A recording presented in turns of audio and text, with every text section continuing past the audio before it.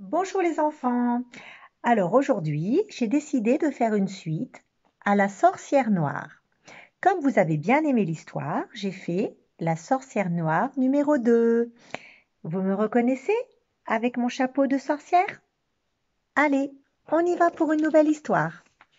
La sorcière noire. Alors, je remontre le château de la première fois, dans la forêt, le château de la sorcière noire.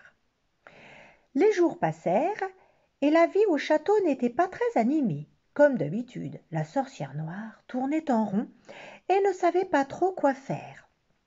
Elle avait exploré plusieurs potions magiques qui n'avaient pas vraiment marché. Elle y avait passé beaucoup de temps et elle était déçue du résultat. Elle voulait transformer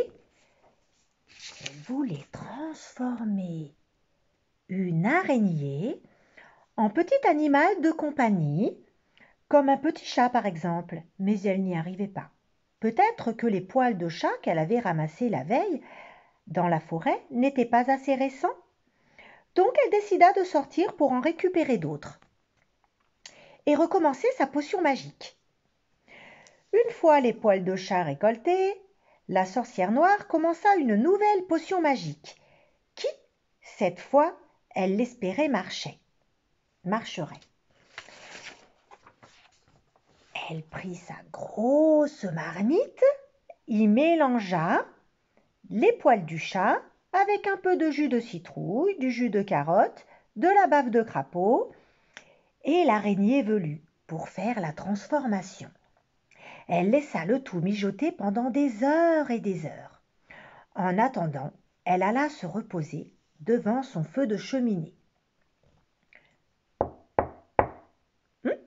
Qu'est-ce que c'est?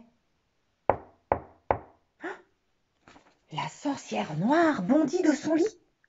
Ça frappe à la porte. Elle s'était endormie. Qui est là? Dit-elle d'une voix peu agréable. C'est moi, Nicole. Nicole? Mais je ne connais pas de Nicole, partez. Mais c'est moi, Nicole, tu sais. Je suis ton amie maintenant. La sorcière noire reconnut une voix. Elle reconnut la voix de la petite fille, sa nouvelle amie. Elle était très contente de l'entendre.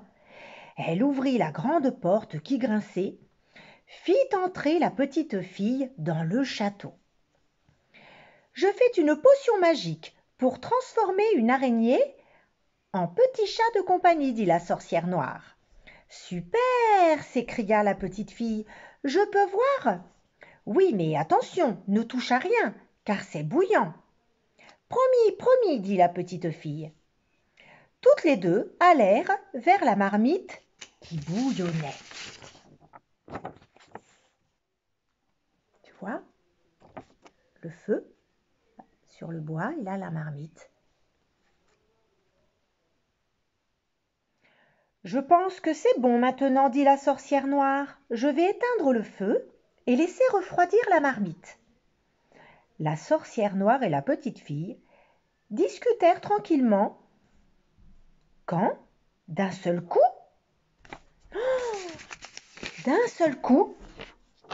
un petit chat sortit de la marmite. Miaou. La sorcière noire n'en revenait pas. Sa potion magique avait marché. Elle s'empressa de prendre le petit chat qu'elle trouvait magnifique. « Qu'il est beau !» disait-elle. « Qu'en penses-tu » La petite fille, très gênée, lui répondit qu'il était très joli, mais elle n'en pensait pas un mot. Elle le trouvait bizarre, ce petit chat, mais ne voulait pas vexer sa nouvelle amie. Tu le trouves comment, toi, le petit chat? C'est vrai qu'il est un petit peu bizarre. Voilà, mon histoire est terminée. J'espère qu'elle vous a plu. Je vous dis à bientôt. Bisous les enfants!